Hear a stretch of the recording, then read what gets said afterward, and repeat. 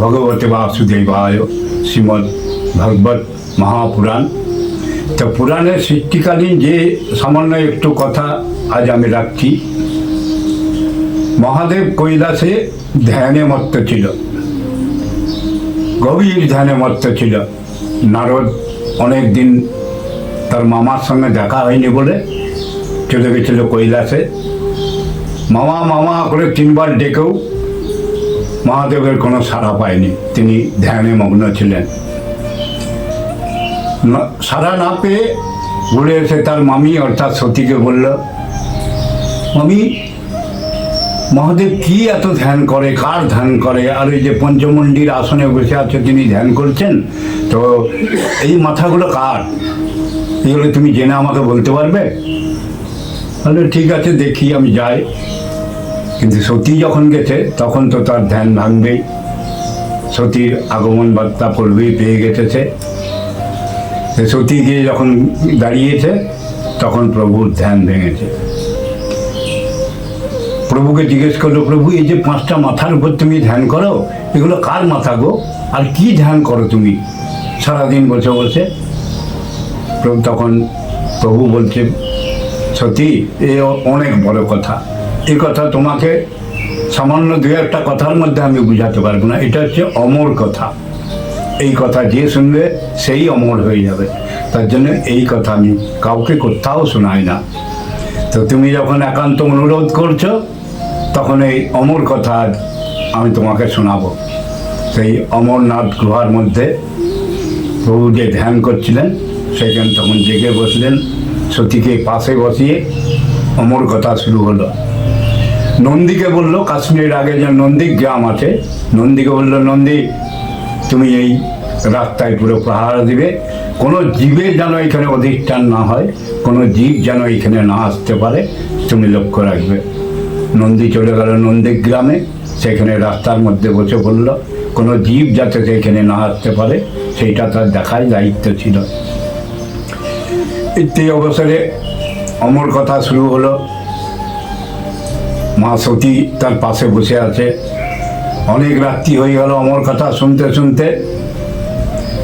সতীর তখন খুব ঘুম চলে এসছে। প্রভুর জাঙে মাথা দিয়ে সতী ঘুমিয়ে গেল। কিন্তু মহাদেব যে বলে যাচ্ছে অমর কথা, সেইটাও হু হু হু করে তার আওয়াজ দিয়ে যাচ্ছে যে আমি শুনছি।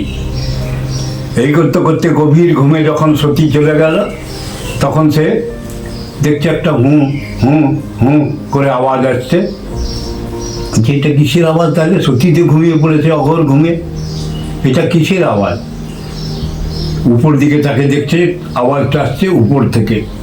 সুখ এবং সারি সেই মন্দিরের উপরে বসেছিল, অমরনাথ গুহার উপরে। তখন উগ্র শুলকে মহাদেব আদেশ দিল, শুলাদ বিনাকেশ্য দদৈত্যস্য হুতাসন। শুল তখন ওদিকে ধাওয়া করলো। ইত্যা অবসরে সুখ সেই মন্দির থেকে উড়ে গেল। উড়তে উড়তে উড়তে উড়তে নৈমিষারণ্য, যেখানে ব্যাসদেবের আশ্রম ছিল, সেইখানে সত্যবতীর অজস্বলায় ছিল। তখন গামছা দিয়ে যখন চুল ঝাড়ছে, তার মুখটা হা হয়েছিল।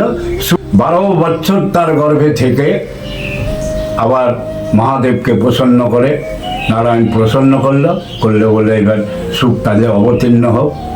এবার তাইলে সুখ অবতীর্ণ হলো। 12 বছর পরে সে কী করলো? তার তখন কোনো জাত সংস্কার কিছুই হয়নি। তার নালটা পিঠের উপর নিয়ে সেই জঙ্গলে প্রবেশ করলো, বনের মধ্যে প্রবেশ করলো। এই হচ্ছে সুখদেবের বৃত্তান্ত। আমি সুখদেব সম্বন্ধে এবার বলছি। যং প্রব্রজন্তমনুপেতমপেত কীর্তন দপ্যায়ন বিরহ কাতরয়জুভাব পুত্রেতি তনময় তয়তর্বভীনদুত্তম সর্বভূত হৃদয়ং মুনিমানতয়স্মি। শ্রী সুখদেবের তখন উপনয়ন বা সংস্কারও হয়নি।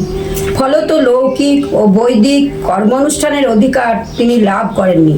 সেই সময় তাকে একাকী সন্ন্যাস গ্রহণের উদ্দেশ্যে যেতে দেখে পিতা বেদব্যাস পুত্র গৃহে কাতর হয়ে পুত্র পুত্র বলে আহ্বান করছিলেন। সেই সময় তন্ময় থাকা সুখদেবের হয়ে বৃক্ষলতাদি প্রত্যুত্তর দিয়েছিল। সর্বভূতের হৃদয়ে অবস্থিত সেই সুখদেবকে আমি নমস্কার করি। ও সর্বামখিলো শুচিম সর্বৈক মদ্যাদীপ্তমতীর্যতং তমোয়ন্দং সংসারিণং করুণয়া পুরাণনিগুজ্জং তমব্যাসসনুমপজ্যামি গুরুং মুনিনাম। এই শ্রীমদ্ ভাগবত অত্যন্ত গোপনীয় এবং রহস্যাত পুরাণ। এটি ভগবৎ স্বরূপের অনুভব প্রদায়িনী এবং সমস্ত বেদের সারভূত। সংসার চক্রে বাধা যেসব লোক ঘোর অজ্ঞান অন্ধকারে থেকে নিস্তার পেতে ইচ্ছা করে, তাদের জন্য এই পুরাণ আধ্যাত্মিক তত্ত্ব প্রকাশক এক অদ্বিতীয় দ্বীপস্বরূপ। প্রকৃতপক্ষে মুনিগণের প্রতি করুণা পরবশ হয়ে শ্রেষ্ঠ মুনিবৃন্দের আচার্য শ্রী সুখদেব এই পুরাণ বর্ণনা করেছেন। আমি তার স্মরণ করি।